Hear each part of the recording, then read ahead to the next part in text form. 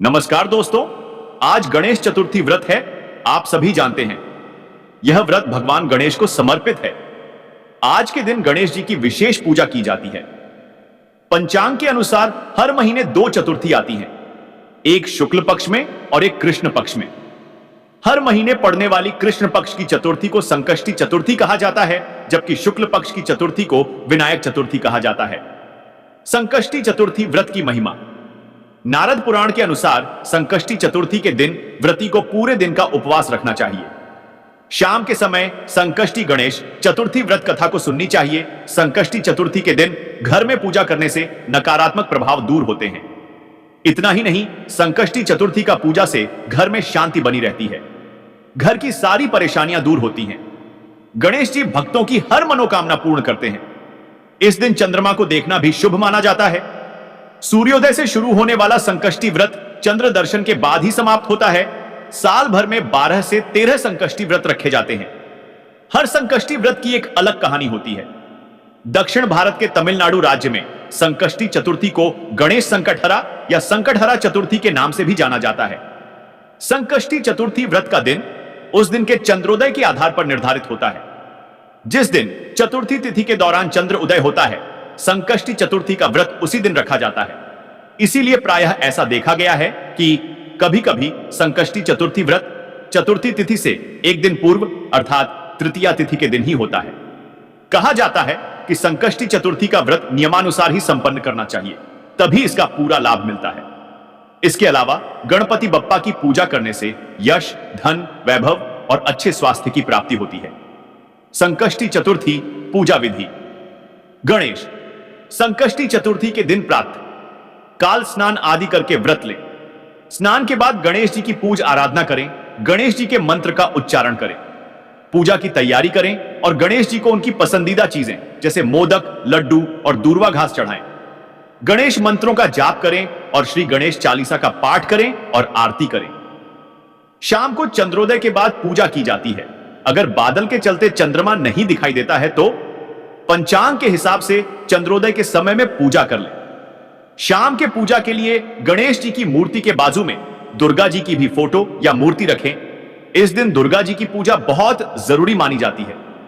मूर्ति photo पर धूप, दीप, अगरबत्ती लगाए, फूल से सजाए एवं प्रसाद में केला, नारियल रखें। गणेश जी के प्रिय मोदक बनाकर रखें। इस दिन तिल या गुड्ढा के मोदक बनाए जाते हैं। गणेश जी के मंत्र का जाप करते हुए कुछ मिनट का ध्यान करें, कथा सुने, आरती करें, प्रार्थना करें। इसके बाद चंद्रमा की पूजा करें, उन्हें जल अर्पण कर फूल, चंदन, चावल चढ़ाएं। पूजा समाप्ति के बाद प्रसाद सबको वितरित किया जाता है, गरीबों को दान भी किया जाता है।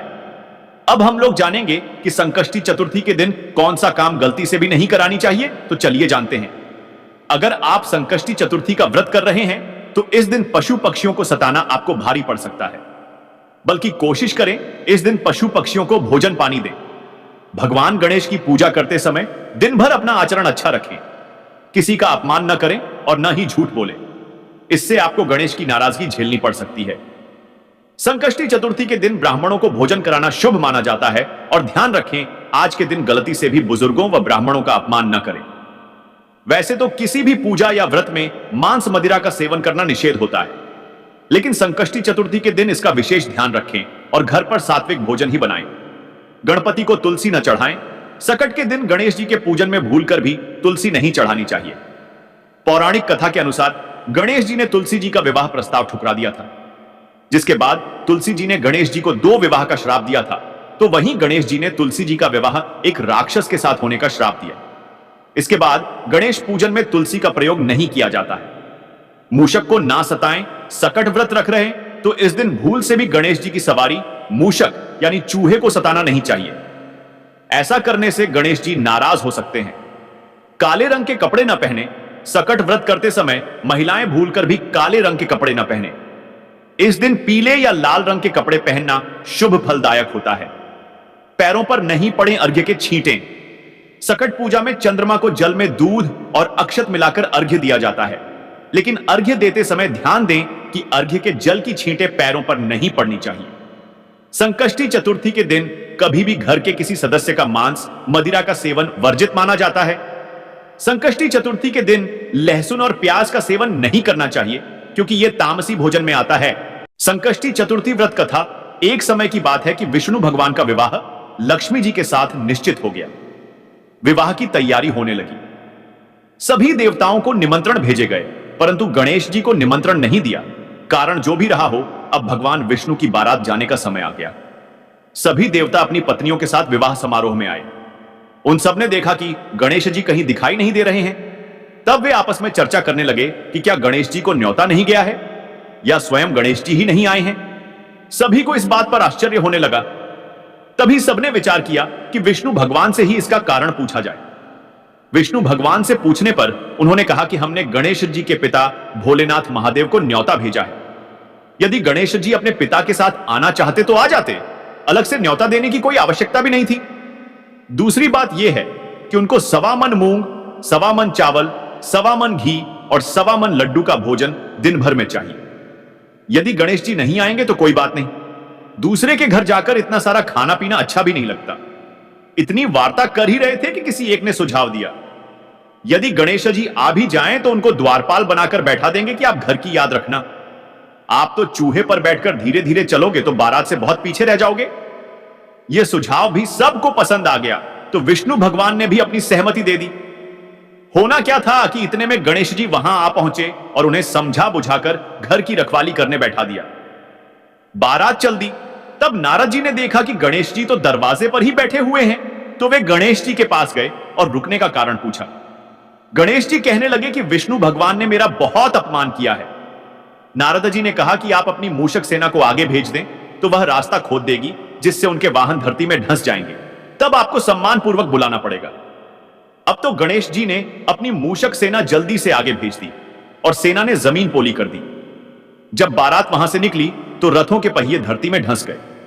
लाख कोशिश करें परंतु पहिए नहीं निकले। सभी ने अपने अपने उपाय किए, परंतु पहिए तो नहीं निकले, बल्कि जगह जगह से टूट गए। किसी की समझ में नहीं आ रहा था कि अब क्या किया जाए। तब तो नारद जी ने कहा, आप लोगों ने गणेश जी का अपमान करके अच्छा नहीं किया। यदि उन्हें मनाकर लाया जाए तो आपका कार्य सिद्ध हो सकता है और यह संकट टल सकता है। शंकर भगवान ने अपने दूत नंदी को भेजा और वे गणेश जी को लेकर आए। गणेश जी का आदर सम्मान के साथ पूजन किया। तब कहीं रथ के पहिए निकले। अब रथ के पहिए निकल को गए, परंतु वे टूट फूट गए। तो उन्हें सुधारे कौन? पास के खेत में खाती काम कर रहा था, उसे बुलाया गया। खाती अपना कार्य करने के पहले श्री गणेशाय नम कहकर गणेश जी की वंदना मन ही मन करने लगा। देखते ही देखते खाती ने सभी पहियों को ठीक कर दिया। वह खाती कहने लगा कि हे देवताओं, आपने सर्वप्रथम गणेश जी को नहीं मनाया होगा और न ही उनकी पूजन की होगी, इसीलिए तो आपके साथ यह संकट आया है। हम तो मूर्ख अज्ञानी हैं, फिर भी पहले गणेश जी को पूजते हैं, उनका ध्यान करते हैं। आप लोग तो देवतागण हैं, फिर भी आप गणेश जी को कैसे भूल गए? अब आप लोग भगवान श्री गणेश जी की जय बोलकर जाएं तो आपके सब काम बन जाएंगे और कोई संकट भी नहीं आएगा। ऐसा कहते हुए बारात वहां से चल दी और विष्णु भगवान का लक्ष्मी जी के साथ विवाह संपन्न करा के सभी सकुशल घर लौट आए। हे गणेश जी महाराज, आपने विष्णु को जैसो कारज सारियो, ऐसो कारज सबको सिद्ध कर जो। बोलो गजानन भगवान की जय।